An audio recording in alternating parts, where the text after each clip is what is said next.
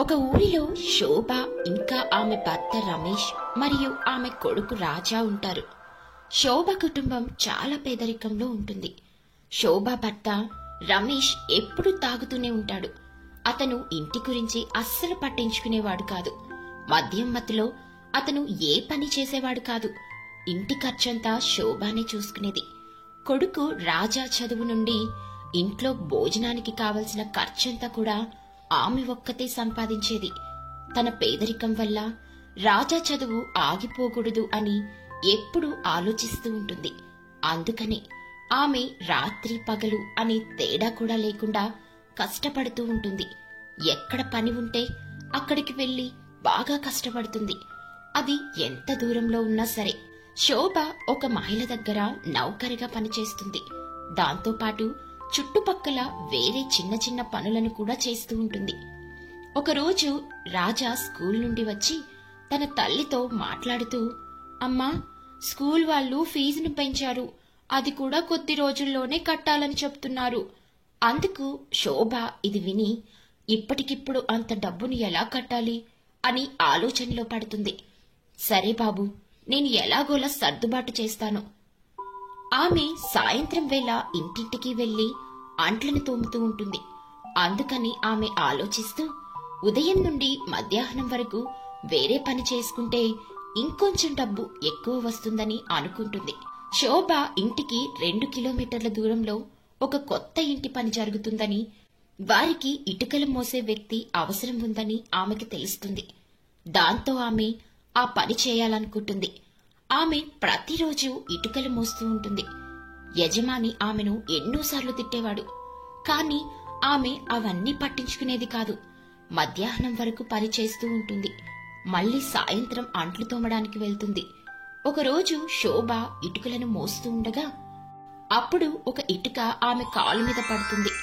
అప్పుడు శోభ, అయ్యో భగవంతుడా, నా కాలు విరిగింది, అబ్బా. శోభ ఒక దగ్గర కూర్చుంటుంది. ఆమె కాలి నుండి బాగా రక్తం వస్తుంది. ఆమెకు బాగా నొప్పిగా కూడా ఉంటుంది. అప్పుడు అక్కడికి ఇంటి యజమాని వస్తాడు. ఏం చేస్తున్నావు? ఇక్కడెందుకు కూర్చున్నావు? నువ్వు విశ్రాంతి తీసుకోవడానికి కాదు, నీకు డబ్బిచ్చేది. తొందరగా లేచి పనిచేయి, లేదంటే పనిలో నుండి తీసేస్తాను. అయ్యగారు, నా కాలు మీద ఇటుక పడింది, దెబ్బ గట్టిగా తగిలింది, అందుకనే కూర్చున్నాను. విశ్రాంతి తీసుకోవాలంటే ఇంటికెళ్ళు, ఈరోజు నీకు కూలీ ఇవ్వను. అందుకు శోభ, లేదు లేదయ్యా, అలా అనకండి, నేనిప్పుడే పని మొదలు పెడతాను. శోభ ఆ నొప్పితోనే పని మొదలు పెడుతుంది. ఆమె కాలు నుండి రక్తం వస్తున్నా కూడా నొప్పిని భరించి యజమాని డబ్బునివ్వాలని పనిని ముగిస్తుంది. అప్పుడు శోభ, అమ్మయ్య, ఇప్పుడు నొప్పేమీ లేదు, కొద్ది రోజుల్లో తగ్గిపోతుంది. అదే డబ్బు రాకపోతే రాజా ఫీజు ఎలా కట్టేదాన్ని? శోభ బాగా కష్టపడి డబ్బును కూడబెడుతుంది. అక్కడ పనైపోయాక శోభ చెత్త ఎత్తే పని కూడా మొదలు పెడుతుంది. అలా కొన్ని గంటలు ఆ పని చేసి కూడా కొంత డబ్బు సంపాదిస్తుంది. ఆ తర్వాత రోజులాగే అందరి ఇంటికి వెళ్లి అంట్లను తోమేది. అన్ని పనులు చేస్తూ చేస్తూ రాత్రి సమయం అవుతుంది. ఆమె ఇంటికి వచ్చి చూసేసరికి ఆమె భర్త రమేష్ బాగా తాగి మద్యం మధ్యలో అలా పడుంటాడు. మీకసలు ఇంటి బాధ్యత కొంచెం కూడా లేదు, ఎప్పుడు తాగి తూగుతూనే ఉంటారా? నోరులేస్తుందేంటే? మొగుడు ఇంటికొచ్చాడు అని భయం కూడా లేదు.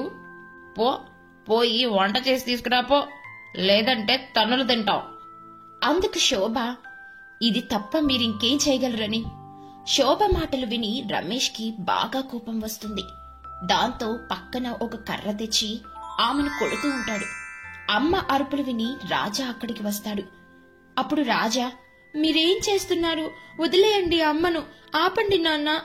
ఏంట్రా, నీకు కూడా నోరులేస్తుంది? ఆగు, నీ సంగతి కూడా చెప్తా అని రమేష్ తన కొడుకుని కూడా కొడతాడు. రాజాని కొట్టడం చూసి శోభ అతని దగ్గర నుండి కర్రని లాక్కొని పక్కకు పడేస్తుంది. పదబాబు, ఇలాంటి వాళ్లతో మాట్లాడడం కూడా పాపమే. అందుకు రమేష్, ఏంటే రాగుతున్నావు? ఆగు, ఎక్కడికెళ్తున్నావు? ఆగు. రాజాని తీసుకుని వేరే గదిలోకి వస్తుంది. రాజాని సముదాయించి, బాబు, నువ్వు మా మధ్యలోకి ఇంకెప్పుడు రాకు. నీకు తెలుసుగా మీ నాన్న ఎలాంటివాడో. అమ్మా, నాన్న నిన్ను ఎప్పుడూ కొడుతూనే ఉంటాడు. నాకది నచ్చట్లేదు. నువ్వు ఉదయం నుండి రాత్రి వరకు పని చేస్తావు, కానీ ఆయనేమో హాయిగా ఉంటున్నాడు. నేనుండను ఆయనతో. మనం ఎక్కడికైనా దూరంగా వెళ్దామమ్మా. అందుకు శోభ, బాబు అలా ఆలోచించుకు, వెళ్ళు, ఇక పడుకో, రేపు స్కూల్కి కూడా వెళ్ళాలి కదా. మరుసటి రోజు కూడా శోభ పనికి వెళ్తుంది. తిరిగి సాయంత్రం అంట్లు తోమే పనికి వెళ్తుంది. ఆమె అంట్లు కడిగి ఇంటి యజమానురాలు ఆమెపై బాగా కోపంగా ఉంటారు. ఎందుకంటే శోభ ఉదయం నుండి మధ్యాహ్నం వరకు వేరే పని చేసి రావడం వల్ల ఆమె కొంచెం నీరసంగా పనిచేస్తుంది. ఇది వారికి నచ్చేది కాదు. అందుకు వారు ఆమెను పనిలో నుండి తీసేస్తారు. దాంతో శోభ బాగా ఏడుస్తుంది. ఇప్పుడు నేనేం చేయాలి? వీళ్ళు పనిలో నుండి తీసేశారు. ఇప్పుడు డబ్బును ఎలా కూడబెట్టాలి అంటూ శోభ ఆలోచిస్తూ, కనీసం ఇంకొక పనైనా ఉంది, దానితో ఇంటి ఖర్చులకు వస్తాయి, కానీ రాజా ఫీజు కోసమే మరొక పని చూసుకోవాలి అంటూ మరుసటి రోజు ఉదయం పని దగ్గరికి వెళ్ళగానే అక్కడికి యజమాని వచ్చి ఆమెతో మాట్లాడుతూ, ఏయ్ శోభ, ఇక నుండి నీకు ఇక్కడ ఏ పని లేదు, ఇక ఇక్కడికి రాకు, మొత్తం పనంతా అయిపోయింది. అందుకు శోభ, అయ్యగారు అలా అనకండి, వేరే ఇంకేదైనా పనుంటే చెప్పండి. అందుకు యజమాని, లేదు, ప్రస్తుతానికి నా దగ్గర ఎటువంటి పని లేదు, వెళ్ళిపో ఇక్కడి నుండి.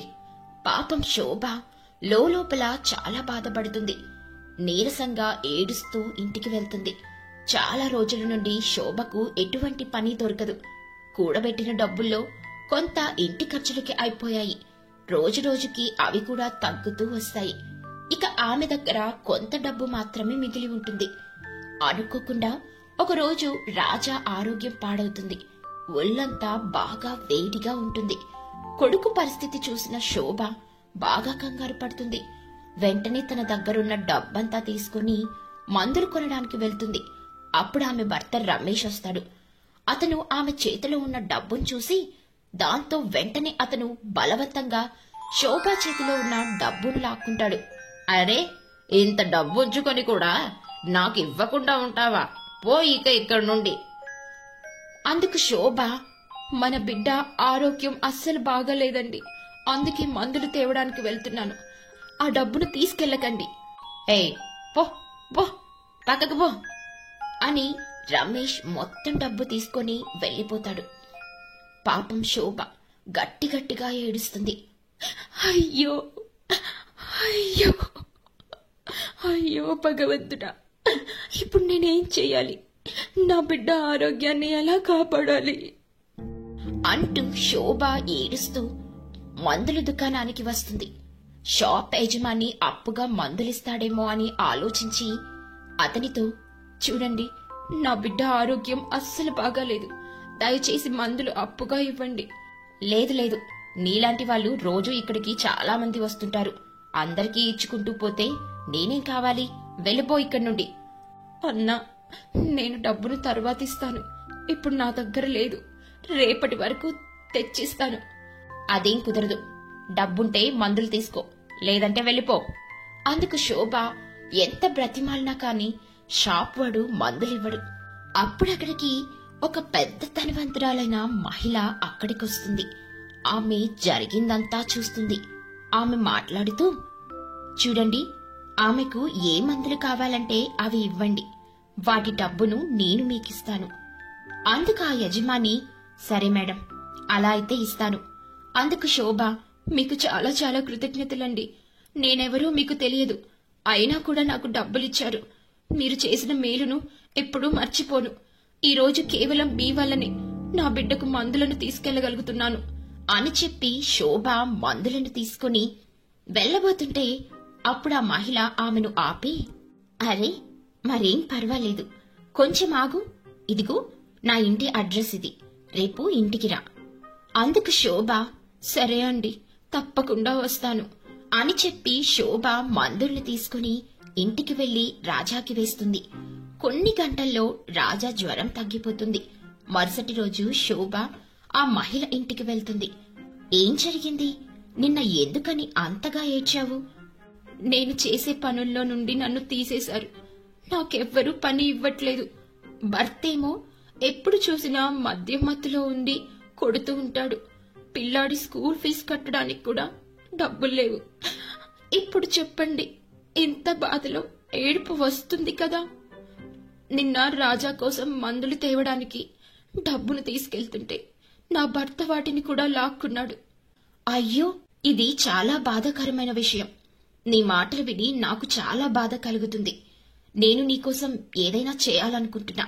ఒకవేళ నీకు పని కావాలంటే నేను నీకిస్తాను. నా ఇంట్లోనే పని చెయ్యి. మీ బాబు చదువుకు అయ్యే ఖర్చు కూడా నేనే చూసుకుంటాను. నువ్వు బాధపడకు. ఒక గది కూడా ఖాళీగా ఉంది. బాబుని తీసుకునిరా, ఇక్కడే ఉండు. మేడం, నేను మీకు ఎలా ధన్యవాదాలు చెప్పాలో తెలియడం లేదు. మీరు నాకు ఆ భగవంతుడి కన్నా తక్కువేం కాదు. అయ్యో, అదేం లేదు. ఆపదలో ఉన్న వాళ్ళకి సహాయం చేయడం నాకు మంచిగా అనిపిస్తుంది. రేపటి నుండి పని మొదలుపెట్టు, సరేనా? అందుకు శోభ, సరే మేడం. ఇక శోభ తన భర్తని వదిలేసి తన బిడ్డని తీసుకుని ఆ మహిళ ఇంటికి వస్తుంది. ఆమెకు ఇచ్చిన గదిలో తన బిడ్డతో కలిసి ఉంటుంది.